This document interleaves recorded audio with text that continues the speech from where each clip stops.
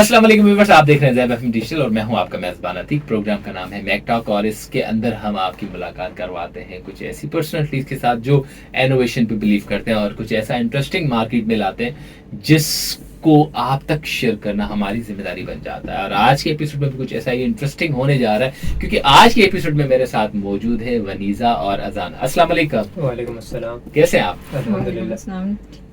ठीक ठीक। मेरी बहन ऐसे सुस्त आ रहा है जैसे वाकई बहुत ही हेक्टिक दिन रहा हो। हेक्टिक था? हाँ, हमने एफआईपी की फाइनल डिफेंस प्रेजेंटेशन दी है। That's very great. कैसी रही? बहुत अच्छी, मतलब मुझे फीडबैक मिला टीचर्स की तरफ से। जब उसको प्रैक्टिस में हमने दिखाया अपने प्रोजेक्ट के, तो फीडबैक अच्छा था। मतलब कुछ हम लोग को लर्निंग पॉइंट्स भी मिले और अपनी प्रेजेंटेशन के हवाले से, so it was good. That's very great. और आज के जस्ट लाइक पॉडकास्ट में बहुत कुछ इंटरेस्टिंग हम डिस्कस करेंगे, मगर सबसे पहले मैं आपसे पूछना चाहूंगा कि आपका एजुकेशनल बैकग्राउंड क्या है और मैकेट्रॉनिक्स की तरफ आने का इत्तेफाक कैसे हुआ? हम लोग का basically background O and A levels का था। ओ लेवल्स हम लोग ने प्राइवेट करा था और ए लेवल्स हम लोग ने वेल्स कॉलेज से कंटिन्यू करा था। तो वहाँ पे एक तो हम लोग का रोबोटिक्स की साइड पे हम लोग का एक पॉइंट ऑफ इंटरेस्ट पहले से भी था, और जैसे ऐसे हम लोग देखते आ रहे थे कि आगे रोबोटिक्स का करियर ज़्यादा परस्यू हम लोग कर सकते हैं, ज़्यादा अच्छा रहेगा। तो मैकेट्रॉनिक्स एक तो ये भी वजह थी, दूसरी सेकेंडली एक तो इसमें 3 फील्ड्स कंप्राइज हुई थी, मैकेनिकल, इलेक्ट्रिकल और सॉफ्टवेयर। तो ये ज़्यादा अच्छा था कि हम लोग इसमें आगे का करियर परस्यू कर सकते हैं इसमें। और उसके बाद हम लोग को मैकेट्रॉनिक्स का एक्सपीरियंस मिला था जब हम एलुमनाई से जो हम मिले थे ज़ैबिस्ट के अपने ही कॉलेज में। तो वहाँ पर हमने लेगो बेस्ड रोबोट्स पे काम करा था, उसमें हमने लाइन फॉलोइंग वगैरह को प्रोग्राम करा था। तो वहाँ से हमारा इंटरेस्ट और डेवलप हुआ इस फील्ड की तरफ। अच्छा, जैसे आपने बताया कि आपके अलमनाइज के साथ मुलाकात हुई और आपको आइडिया हुआ, अगेन जब आप ज़ैबिस्ट आए तो ज़ैबिस्ट का एजुकेशनल सिस्टम कैसा लगा आपको? ऑब्वियसली आपके ऊपर एक अच्छा इंप्रेशन था, आपके अलमनाइज ने आपको लाइन रिपोर्ट वगैरह के सारे मामलात में। एंड देन अगेन आपने लीगो की जिस तरह बात की, तो कहते हैं कि जब हम कहीं जाते हैं जिसके बारे में सुनते हैं और जब वहाँ जाते हैं तो वहाँ का एक्सपीरियंस असल मैटर करता है। यहाँ आने के बाद कैसा फील हुआ और एजुकेशन सिस्टम यहाँ का कैसा देखा? तो जैसे हम लोग फर्स्ट डे यहाँ पर आए थे तो हम लोग ने सारी लैब्स वगैरह हम लोग को जब विजिट कराई थी, तो वहाँ पे हम लोग ने सारे इंस्ट्रूमेंट्स वगैरह देखे कि किन चीज़ों के ऊपर हम लोग एक तो प्रैक्टिस कराई जाएगी। ये काफ़ी उनकी अच्छी चीज़ थी, पॉजिटिव पॉइंट था। और बाकी टीचर्स से भी जब इन लोग ने मिलाया था तो काफ़ी फ्रेंडली थे, और बाकी बाद में भी एक्सपीरियंस काफ़ी अच्छा रहा उनके साथ भी हमारा। एक तो इनका पॉजिटिव पॉइंट है काफ़ी। वनीज़ा?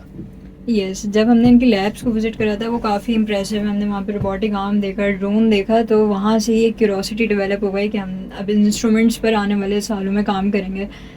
तो वो इम्प्रेसिव था, वहीं से जो है और आपकी क्यूरोसिटी बढ़ जाती है।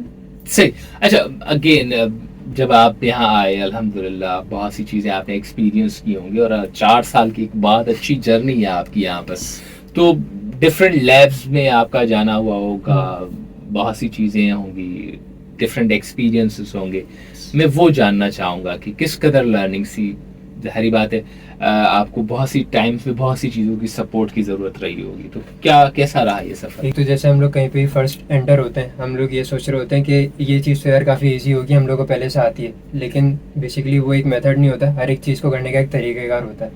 तो जिस तरीके से हम लोग अलग अलग लैब्स में जा रहे थे, वहाँ के जो भी इंस्ट्रक्टर्स और टीचर्स वगैरह थे वो हम लोग को बता रहे थे कि किस चीज़ को किस तरीके से करना चाहिए, क्या मेथड है उसका, और क्या स्टेप्स हम लोग को security as a safety wise counter में रखना चाहिए कोई भी चीज़ करने के लिए। ये काफ़ी एक अच्छी चीज़ थी उनकी।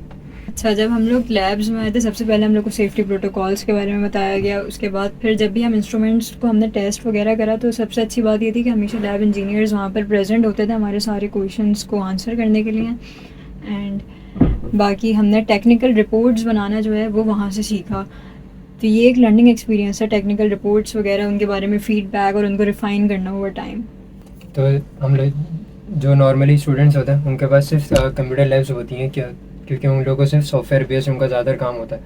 हम लोग को अलग अलग लैब्स दी हुई थी, रोबोटिक्स लैब दी हुई थी, मैकेनिकल लैब अलग दी हुई थी, इलेक्ट्रॉनिक्स की एक लैब अलग दी हुई है हम लोगों को। सारी लैब्स में हम लोग को अलग अलग रोबोटिक्स के बारे में समझाया जाता है।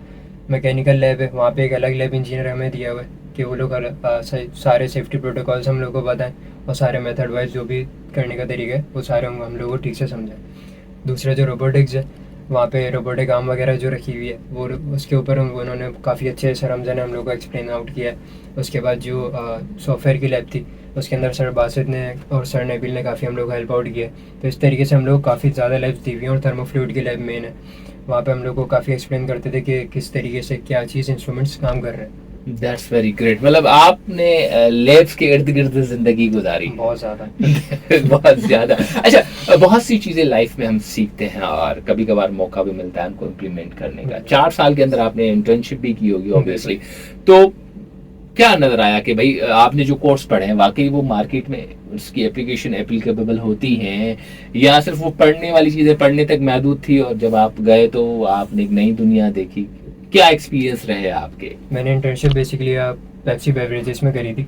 तो फर्स्ट टाइम जैसे जब मैं वहाँ पे गया था, काफ़ी बड़ा प्लांट है उनके, काफ़ी नया एक्सपीरियंस था वहाँ पे। लेकिन जिस प्लांट के अंडर में मैं काम कर रहा था वो था प्लांट और प्रोडक्शन का उनका। तो बेसिकली उनके अंदर एक तो वहाँ पे सेंसर्स काफ़ी ज़्यादा यूज़ हो रहे हैं, मैं उनको काफ़ी ज़्यादा अच्छे से समझ पा रहा था क्योंकि यहाँ पे मुझे काफ़ी नॉलेज ये लोग दे चुके थे सेंसर्स की, कि कौन कौन से सेंसर्स किस किस जगह पे हम लोग यूज़ कर सकते हैं।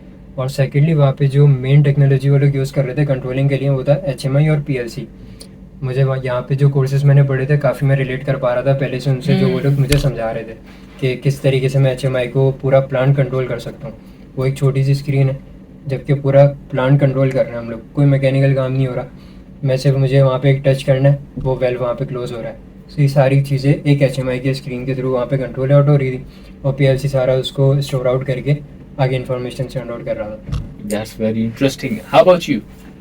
तो मैंने अपनी इंटर्नशिप US कॉन्सुलेट में करी थी, उनके मेंटेनेंस एंड फैसिलिटीज़ डिपार्टमेंट में। तो मेरे पास ऑप्शन होता था बेसिकली जितने भी टेक्नीशियंस इंजीनियर्स हैं, मैं मतलब मेरा इंटरेस्ट जहाँ पर भी है मैं उनको शेडो कर सकती थी रोज़।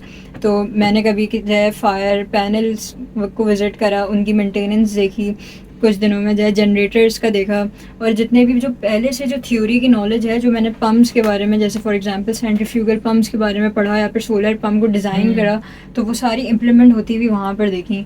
और उसके बाद वहाँ पे अक्सर अमेरिकन आते थे मेंटेनेंस के लिए, तो वहाँ पे जैसे ट्रांसफार्मर की हेल्थ चेकिंग हो रही थी, तो कहीं कहीं ऐसी भी चीज़ें थी जो मैंने पहले देख ली इंडस्ट्री में आकर। उसके बाद फिर मैंने वो जो कोर्स पढ़ा तो मैं रिलेट कर पा रही थी कि ये चीज़ मैं पहले देख चुकी हूँ।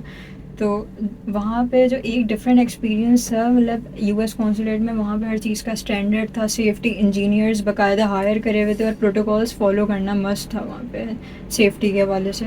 और वहाँ पे मैंने मैप्स वगैरह देखे, जितने भी लेआउट वगैरह प्लान्स होते थे किसी भी मशीन के या रूम्स के, और वहाँ पे एक्सेस हर किसी के पास नहीं होता था, स्पेशली क्लियर जो लोग होते थे बैकग्राउंड चेक उनको मिलते थे।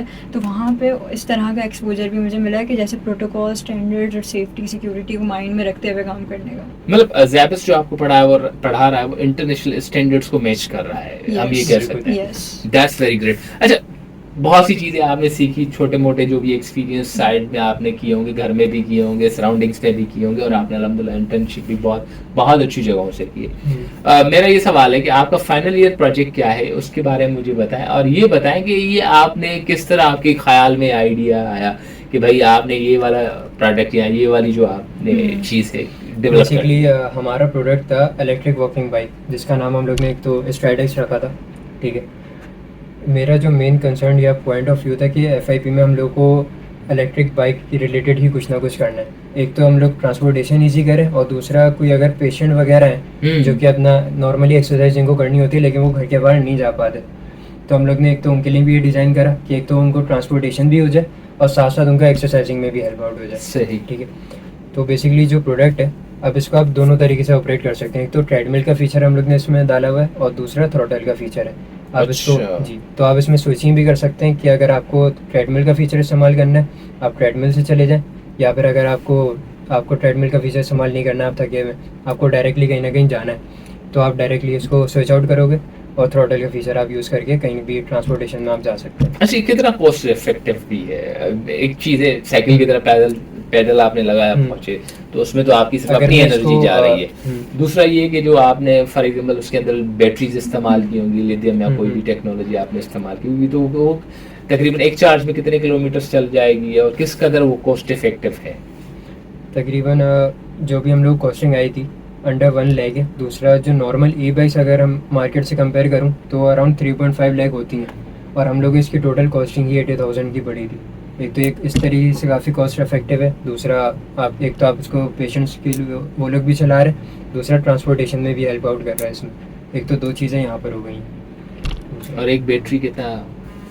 एक तो लिथियम आयन हम लोग ने बैटरी इसके अंदर यूज़ आउट करी थी, ठीक है, और 35 किलोमीटर पर आवर इसकी मैक्स स्पीड है, तो अराउंड 1 to 1.5 आवर ईजिली जा सकती है, चलती है। और खवातीन के अंदर भी आजकल स्कूटीज वगैरह का इंटरेस्ट डेवलप हो रहा है, तो आप इस प्रोजेक्ट में किस तरह आई और आपको स्कूटी वगैरह चलाने का कोई? सबसे पहले तो फन फैक्ट, हम दोनों ट्विन्स हैं, तो ये बात पहले से ही थी कि हम साथ काम करेंगे। तो इसका इंटरेस्ट था मतलब ई बाइक्स की तरफ, तो मुझे इंटरेस्ट था कि मैं प्रोग्रामिंग का उसमें एस्पेक्ट ऐड हो और कुछ यूनिक इनोवेटिव डिज़ाइन हो। तो वहाँ पे फिर हम दोनों का जो इनपुट था वो ये था कि हम पेस से जो है स्पीड कंट्रोल करें ई बाइक की। तो यहाँ पे जो है हम दोनों अलाइन थे, हम लोग के थॉट्स, तो इस तरह से हमने इस पर साथ में काम किया। That's very interesting. पहली चीज़ कि आप ट्विन से, सबसे पहले ये पूछना चाहूँगा, आप में से बड़ा कौन है? मैं। तो ये क्या आपकी बात मानती है या ये अपनी बात चलाती है? नहीं, दोनों की। यार माशाल्लाह बहुत ज़बरदस्त। ट्विन से तो वाकई आपकी बहुत सारी चीज़ें एक जगह सिंक्रोनाइज हो रही होंगी किसी भी चीज़ को एस्थेटिकली जस्ट लाइक एग्जामाइन करने के हवाले से या उसकी एनालिटिक्स देखने के हवाले से। पूरा प्रोजेक्ट सुपरवाइजर, बहुत सारी रिसर्च की होगी, तो मेरा सवाल ये कि तकरीबन कितना अरसा लगा, और फैकल्टी और लैब सुपरवाइजर्स और प्रोजेक्ट सुपरवाइजर्स की तरफ से आपको क्या क्या हेल्प मिली, किस कदर हेल्प मिली, ये मैं ज़रूर जानना चाहूँगा आपसे। फर्स्टली जब हम लोग आइडियाज़ पुट इन कर रहे थे, ठीक है, जब हम ब्रेन स्टॉर्मिंग कर रहे थे बेसिकली, तो बहुत सारे आइडियाज़ थे हम लोग के माइंड में, लेकिन जो हम लोग सर आतिफ सईद जो सुपरवाइज़र है हमारे, उन्होंने काफ़ी हमें सपोर्ट किया इस आइडिया के लिए जब हम लोग ने उनको पिच आउट करा था आइडिया। सेकेंडली जो भी हम लोग का थीसिस वगैरह था उसके अंदर भी काफ़ी हेल्प आउट किया, जो भी आइडियाज़ पुट इन करने थे, जहाँ पे हम लोग लैग कर रहे थे कि क्या चीज़ हम लोग को अब इस्तेमाल करनी चाहिए या नेक्स्ट स्टेप हम लोगों को क्या होना चाहिए एग्जीक्यूशन के लिए। तो उन्होंने बहुत हेल्प आउट करी इस चीज़ में, हम लोगों को काफ़ी सपोर्टिव भी थे। अच्छा, जब हम लोग अपने प्रोजेक्ट को डेवलप कर रहे थे तो इसमें काफ़ी हम लोग को ऑब्स्टिकल्स आए थे। लाइक फॉर एग्जांपल हमारा इनिशियल डिज़ाइन था कि हम डायनामो लगाएंगे और उससे पेस को कंट्रोल, पेस से हम जो स्पीड रेगुलेट होगी वो थ्रू डायनामो करेंगे, जो कि काफ़ी अच्छा आइडिया था। लेकिन जब प्रैक्टिस में उसको लेकर आए तो वहाँ पर फ्लक्चुएशंस आ रही थी वोल्टेज की, वो हम कंट्रोल नहीं कर पा रहे थे। तो यहाँ पर ये जो ऑब्स्टिकल थी, इसको डील करने के लिए हम लोग ने अपने टीचर्स की तरफ हम लीन आउट हुए। उसके बाद फिर हम लोग को वहाँ से फीडबैक मिला कि हम हॉल सेंसर यूज़ कर सकते हैं। तो फिर हमने हॉल सेंसर यूज़ करा, उसको 3D डिज़ाइन करा। तो यहाँ पे टीचर्स के बैक एंड फोर्थ फीडबैक से हमने फिर इस ऑब्स्टिकल को डील करा। अच्छा, कोई ऐसा वाकया है जिसमें आपको फील हो रहा हो कि आपने वाकई कहते हैं लहू पी लिया है टीचर्स का, कोई ऐसी चीज जिसमें आपको खुद भी फील हो रहा हो यार वाकई कुछ ज्यादा हमने उनको जो टफ टाइम दे दिया है? लिटरेचर रिव्यू मतलब हम लोग को बहुत कॉम्प्रिहेंसिव बनाना था, एक एक पार्ट को जो है सही से बताना। तो और ये फर्स्ट टाइम आप थीसिस के लेवल पर कर रहे हो तो उसको बहुत ज़्यादा कॉम्प्रिहेंसिव बनाना था। तो यहाँ पर बहुत स्ट्रगल करा था शुरू में, बहुत रिसर्च पेपर्स आपको गो थ्रू करने हैं, लाइक 50-60 रेफरेंसेस डालने हैं। तो यहाँ पर मसला हुआ था बहुत ज़्यादा। अच्छा, अगेन लैब्स में या वर्कशॉप्स में या कहीं पर भी आप जा रहे हैं, वहाँ पर कोई ऐसा इत्तेफाक या कोई ऐसी चीज़ जो आपको इस वक्त मैं ये कहूँगा कि एक अपॉर्चुनिटी भी, कि अगर आप किसी को थैंक यू भी कहना चाह रहे हैं जिन्होंने आपकी बहुत सपोर्ट की, सो यू में इसके अंदर सर, एक तो सर हमजा ने काफ़ी हेल्प करी है, सर इस्माइल ने काफ़ी हेल्प करी है। जब मैं पेप्सी बेवरेजेस में गया था, उन्होंने एक तो सेंसर्स की नॉलेज अगर मुझे नहीं होती तो वहाँ पे प्रॉब्लम होती बेसिकली, तो काफ़ी नॉलेज मुझे उस तरीके से भी दी।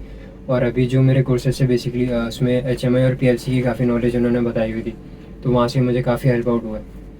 अच्छा, मैं स्पेशल अगर थैंक्स करूँ तो सर नबील का, ये हम लोग की फैकल्टी में हमने इनसे प्रोग्रामिंग सारी पढ़ी है, रोबोट हमने आर्डिनो की प्रोग्रामिंग पढ़ी, C++ और ऑब्जेक्ट ओरिएंटेड प्रोग्रामिंग, जो कि काफ़ी डिफ़िकल्ट होती है। तो इधर यहाँ पे जो है उन्होंने काफ़ी असिस्टेंस और हेल्प मिली थी उनकी, जब हम खास करके एप्लीकेशन डेवलप कर रहे थे।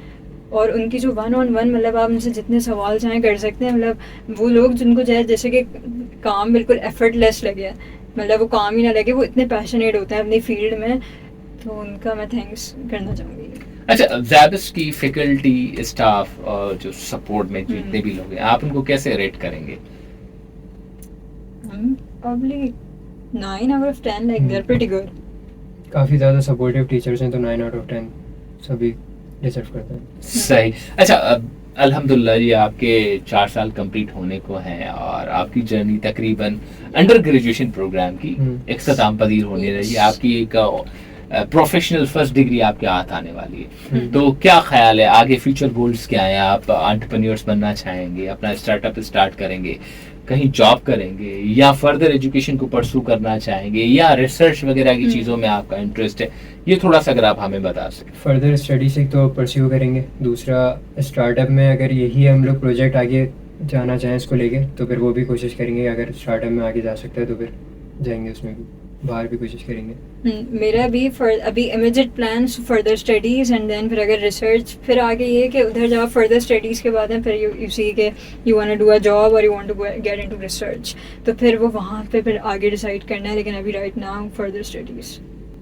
अच्छा, बहुत सी चीज़ें लाइफ में होती हैं, जैसे आप लोगों का अपने कॉलेज के अंदर अलमनाइज के साथ रब्ता हुआ, लीगो वगैरह सब चीज़ें देखी, तो आपके भी मतलब जिस लाइक खानदान में बच्चे होंगे, आपसे पूछते होंगे कि आप लोग क्या कर रहे हैं, क्या बना रहे हैं, किस कदर बना रहे हैं, या घर में भी कभी अम्मी देख रही होंगी कि यार तुम लोग क्या करते रहते हो, सारा कुछ अजीब अजीब चीज़ें घर में हो रही हैं।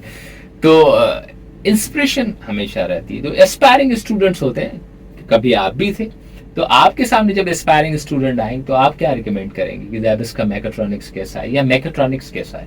मेरे एक तो जैसे काफ़ी दोस्त वगैरह जो भी मेरा फ्रेंड सर्कल है ज़्यादा बीबीए या फिर कंप्यूटर इंजीनियरिंग की साइड की ही। तो जब मैं प्रोजेक्ट स्टार्ट कर रहा था काफ़ी ज़्यादा दोस्त मेरे सपोर्ट में थे इसके। जब मैं स्टार्ट करते जा रहा था जैसे जैसे बनता जा रहा था, तो वो लोग भी देखते जा रहे थे। उनको भी पॉइंट ऑफ इंटरेस्ट ये होता जा रहा था कि यार तुम कर क्या रहे हो यहाँ पे, ये मतलब बना कैसे रहे हो। तो जब बन गया, एग्जीक्यूट हो गया, वो भी काफ़ी शौक थे कि यार बहुत अच्छी चीज़ होना है। ये था घर, स्कूटी, बाइक, ये वो सब कुछ। मतलब वैसे अगर मैं बात करूँ तो एज ए फीमेल इस फील्ड में आना इट्स अनकन्वेंशनल। ज़्यादातर फीमेल्स को आप इस फील्ड की तरफ नहीं देखेंगे, ये एक मेल डोमिनेटेड फील्ड है। तो मैं ये कहूँगी कि मतलब उनको भी इस फील्ड में आना चाहिए। कोई भी फेयर्स ना रखें, बल्कि इट्स गुड फील्ड। अगर आपको इंटरेस्ट है, ये चीज़ नहीं होनी चाहिए जो आपको रोके कि it's a male dominated field. अच्छा, कभी कभार लगता है कि लोग आपको कहते हैं कि यार इंजीनियरिंग की फील्ड के लोग बड़े ड्राई होते हैं, वाकई ड्राई होते हैं? नहीं, मतलब हम लोग वी आर सेल्फ इंजीनियर्स, तो आप अपने ही किसी और इंजीनियर से मिलेंगे तो मेरे ख्याल से वो जो कॉन्वर्जेशंस होती हैं बहुत प्रोडक्टिव होती हैं। तो और बहुत ही एडवेंचरस भी। यस, मैं तो ये बिलीव करता हूँ कि जो out of the box thinking होती है वो क्रिटिकल इंजीनियर थिंकिंग है वो इंजीनियर्स करते हैं। That's very great. तो इस सेशन को आगे बढ़ाते हैं, कुछ इंटरेस्टिंग सा है हमारे पास, क्योंकि अगर किसी का ये कहना है कि इंजीनियर्स बोरिंग और बहुत ही ड्राई सोचते हैं तो आपको थोड़ी देर में पता चल जाएगा, क्योंकि अभी हम चलते हैं रैपिड फायर की तरफ। तो रैपिड फायर हम स्टार्ट करते हैं। यही सवाल एक आपसे भी सेम होगा, मगर दिखानी अपनी फुर्ती और तेजी है, सही है? तो सबसे पहला सवाल आपके लिए होगा कि भाई थ्योरी या प्रैक्टिस? प्रैक्टिस। व्हाई? एक तो आप सीखने को ज़्यादा ठीक से आपको मिल जाता है जितना आप थ्योरी से नहीं सीख पाते। अगर एक चीज़ मैं आपको सिखा रहा हूँ और एक चीज़ आप प्रैक्टिस करो, आप ज़्यादा अच्छे से प्रैक्टिस करके ही सीख सकते हो। It's more fun and exciting. मतलब कि आप अपने हाथों से कोई चीज़ को करें, जो इंस्ट्रूमेंट्स के बारे में सिर्फ पढ़ रहे हैं उनको देखें और खुद अपने हाथ से करें, तो ज़्यादा लर्निंग बेसिकली आपका ब्रेन यूज़ हो रहा है इसके अंदर। Your favourite subject in mechatronics are lab? Yes, of lab I would say control system, robotics. Again दो अलग अलग चीजें।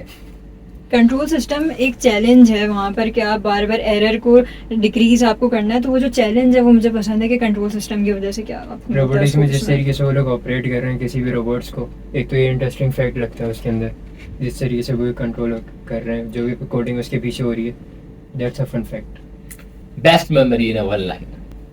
बेस्ट मेमोरी के दोस्तों के साथ जब भी बाहर गया हूँ ज़ैबिस से, जो भी तफरीह की है वही।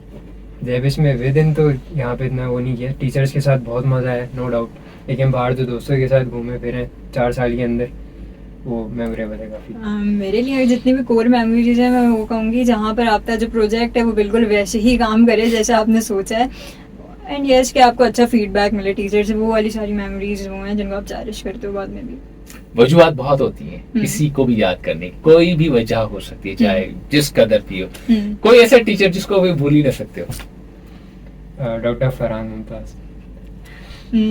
मेरे पास 2-3 नाम है, एक तो मैम हुमैरा और सर अब्दुल हुसैन। सर अब्दुल हुसैन जितने फ्रेंडली हैं वो, और मैम हुमैरा जितनी नॉलेज बैंक है उनके पास, जितने सवाल आप पूछते रहो वो बताती रहेंगी, एंडलेस नॉलेज। डॉक्टर फरहान का ये कि प्रेजेंटेशन एक तो जो देने का स्टाइल था, जो भी चीज़ें उसके अंदर होती हैं, काफ़ी हेल्प आउट किया उन्होंने कि किस तरीके से किस चीज़ को मैनेज करना चाहिए, काफ़ी वक्त- हेल्प किया। वक्त के साथ हम आगे बढ़ते हैं. Any job title within 5 years. Automation engineer, CEO of any of company related to engineering. That's very great. All the very best. अच्छा, campus wifi, campus cafeteria. Cafeteria, क्योंकि मैंने अपनी क्लासेस के बाद ज़्यादातर टाइम वहीं स्पेंड करा है, तो कैफेटेरिया। और से कैफेटेरिया। तुमने क्यों? कैफेटेरिया इसलिए कि एक तो आपको स्पॉट एक अच्छा मिल जाता है दोस्तों के साथ बैठने का या फिर खाने पीने का, दूसरा जो भी गेमिंग्स वहाँ पे लगी हुई है आप एंजॉय कर सकते हो ठीक से, वाइब अच्छी है वहाँ की basically. Being a student of mechatronics, कोई any technical tool or software? Solid words, I would say SolidWorks. SolidWorks. ऐसा क्या है भाई दोनों SolidWorks? क्योंकि ये बेसिकली डिज़ाइन सॉफ्टवेयर है, तो कोई भी प्रोडक्ट जब स्टार्टिंग अपनी इनिशियल स्टेज पर होता है तो वो डिज़ाइन से स्टार्ट होता है, तो ये एक बेसिक सॉफ्टवेयर है, ये इस पर कमांड होनी चाहिए सबकी। एक इंजीनियर के लिए एक इम्पॉर्टेंट चीज़ ये है कि आप पहले उसको डिज़ाइन करो, उसके बाद आप उसकी एग्जीक्यूशन की तरफ जाओ। फिर उसको रिफाइन करो ओवर टाइम। फंडिंग दी जाए तो which one स्टार्टअप आइडिया आप पिच करना चाहेंगे? Well, our own FIP, StrideX. I would say RFIP 2। मतलब ये ठीक-ठाक इसलिए कि- मार्जिन है। बिल्कुल, ये भी इसलिए कि आप एक तो ओल्ड पीपल भी यूज़ कर रहे हैं, दूसरा हमारी जो यंग जनरेशन है वो भी काफ़ी इंटरेस्ट इस चीज़ में दिखाती है कि एक तो ई बाइक है, और मैं ट्रांसपोर्टेशन भी अनकन्वेंशनल कर सकता हूँ। डिज़ाइन। अच्छा, बहुत सारी चीजें हैं, लोग अपना फ्यूचर देखते हैं, तो फ्यूचर में बहुत सारी चीजें होती हैं, तो आप क्या देखते हैं, पाकिस्तान या abroad? Abroad like destination. Job opportunities एक तो वहाँ पे ज़्यादा हैं, दूसरा मास्टर्स भी हम लोग को आगे स्टडीज़ में करना है तो अब्रॉड। कहाँ से? Probably UK और UK. यूरोप। UK और Europe. That's good, that's very great. आप लोगों से बात करके बहुत अच्छा लगा और मैं चाहूँगा कि ज़िंदगी अगर आगे मौका दे और आप ऑब्वियसली हमारे लिए प्राउड हैं, आप बहुत अच्छी अच्छी अचीवमेंट्स करें और फिर कभी आपसे पॉडकास्ट करने का इत्तेफाक इंशाल्लाह ज़रूर रहेगा. आज के पॉडकास्ट में मुझे बहुत मज़ा आया आप लोगों से बात करके, बहुत सी चीज़ें सीखी आपके तवस्सुल से. And thank you so much guys for coming on the podcast. Thank you so much. So viewers, आज के पॉडकास्ट में आपने बहुत कुछ जाना और आई विश के इन अपकमिंग एपिसोड में आपके लिए मैं बेहतर से बेहतरीन लाऊं. तब तक के लिए देखते रहिए ज़ैब FM डिजिटल.